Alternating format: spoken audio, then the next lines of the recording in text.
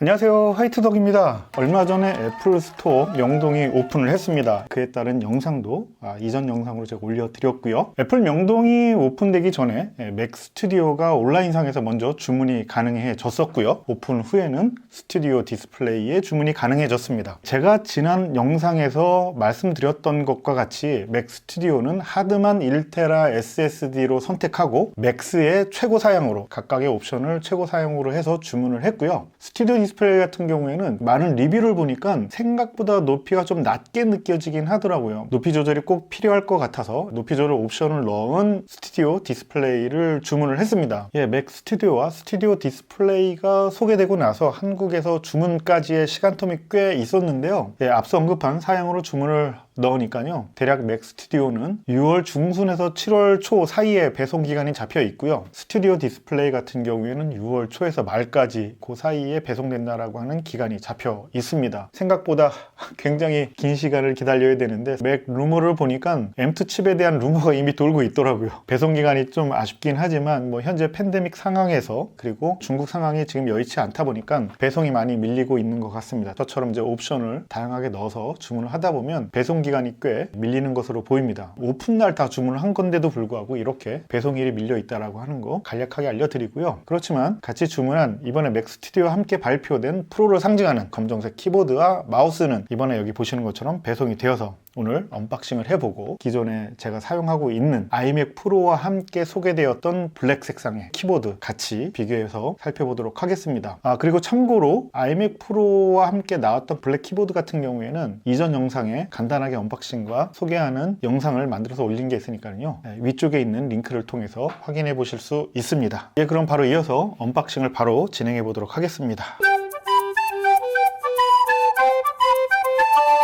안녕하세요, 화이트덕입니다.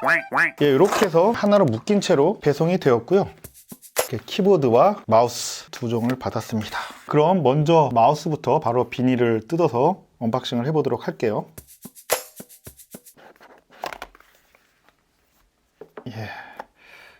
사실 검정색, 블랙 색상의 마우스를 처음 보긴 합니다. 물론 이제 애플 스토어 같은 데서 옛날에 아이맥 프로 전시돼 있을 때 살짝 보긴 했는데 주의 깊게 보질 않아가지고 디테일을 잘 몰랐는데, 기존에 화이트 마우스에 페인팅만 안쪽으로 검정색으로 해놓은 게 이제 다른 점이고요. 사실 이것 때문에 이제 가격을 조금 더 받는 것 같긴 합니다. 마우스감은 크게 기존의 마우스와 다르진 않죠. 이 매직 마우스 같은 경우에는 디자인이 된 지 꽤 오래됐죠. 그래서 많은 분들이 이게 좀 바뀔 때가 되지 않았느냐, 그리고 이 애플 매직 마우스를 쓰시는 분들이 다 이구동성으로 불편을 호소하는 게 이 충전구가 아래에 있는 것과 높이가 좀 낮아서 불편함을 호소하시는 분들도 있는데, 이런 디자인에서 이 충전구가 여기 말고 딴 데 들어갈 데가 없긴 하죠. 그러다 보니까 부득이 이쪽에다 넣은 것 같긴 한데, 실제로 또 사용하는 상황에서는 배터리가 다 되게 되면 이 마우스를 이제 쓸 수가 없죠. 바로 연결해서 써야 되는데 이 아래쪽에 있다 보니까는 충전하는 동안은 사용할 수 없다라고 하는 불편함이 있습니다. 안쪽에 구성품이랄 게 검정색으로 되어 있는 충전 케이블이 있고요. C2 라이트닝으로 되어 있습니다. 그리고 연결선의 재질은 패브릭 재질로 되어 있습니다. 제가 이따가 소개해 드릴 거긴 한데, 기존의 아이맥 프로가 출시하고 이후에 이제 별도로 구매할 수 있게 만들어진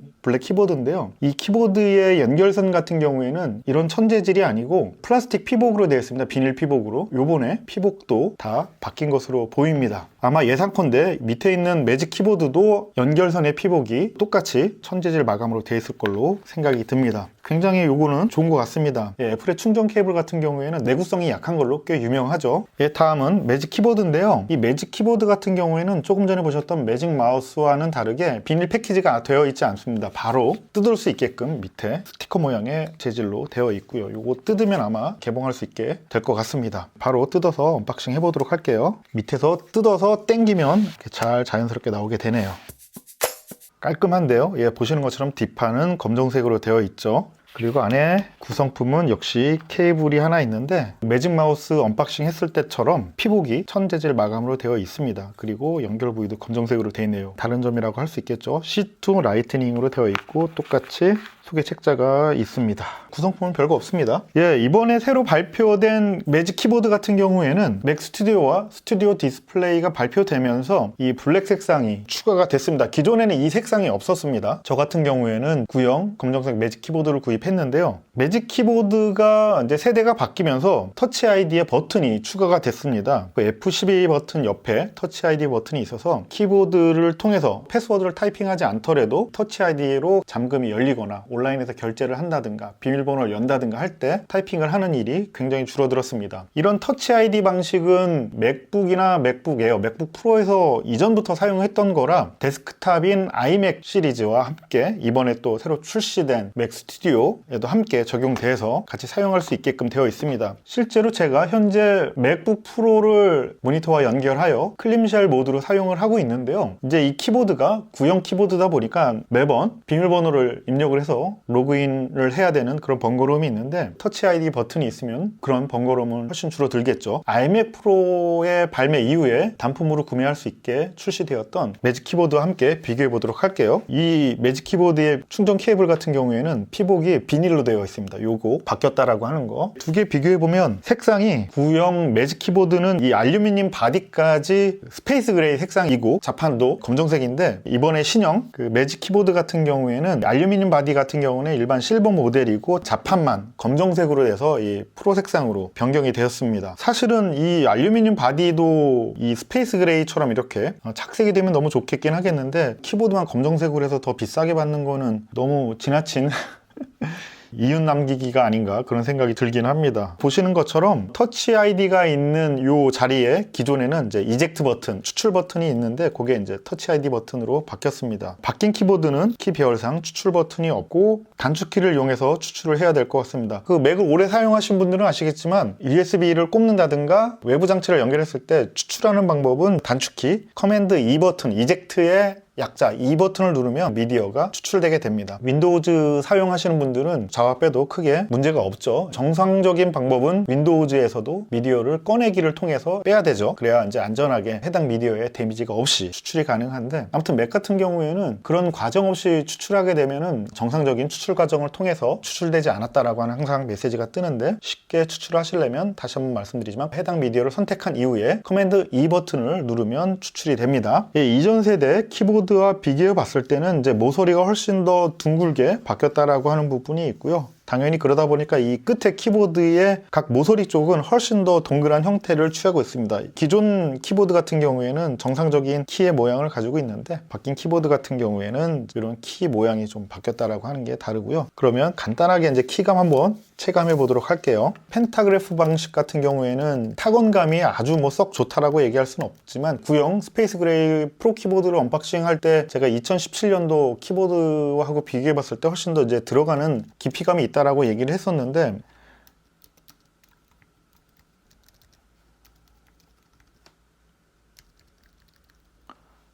바뀐 키보드하고 키감은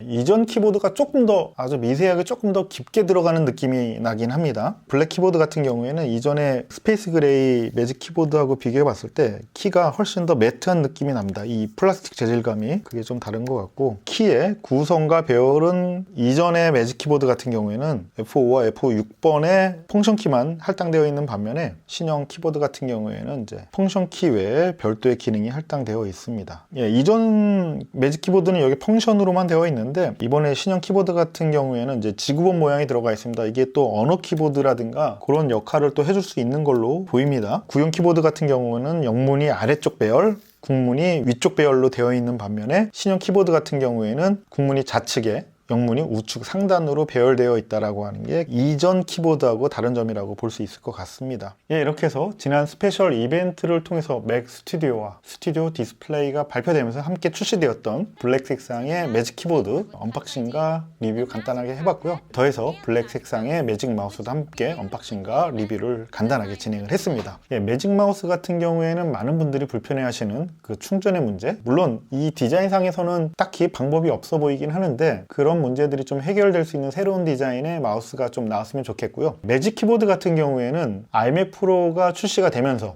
단품으로 판매가 되었던 바디도 블랙 색상이 되어 있는 매직 키보드처럼 본체 알루미늄 판도 블랙으로 했으면 어땠을까 하는 아쉬움이 있긴 합니다. 사실 맥북 프로 같은 경우에도 자판 있는 영역 전체가 다 블랙으로 되어 있긴 하거든요. 아이덴티티로 맞춰준다라고 하면 이것도 이렇게 블랙으로 했으면 어땠을까 하는 아쉬움이 남긴 합니다. 자판만 블랙으로 바꾸고 가격을 더 올려받는 거는 좀 아쉽긴 하긴 해요. 그리고 마지막으로 제 채널이 성장할 수 있도록 꼭 구독과 좋아요 부탁드리고요. 다음에 다른 내용으로 찾아뵙도록 하겠습니다. 감사합니다.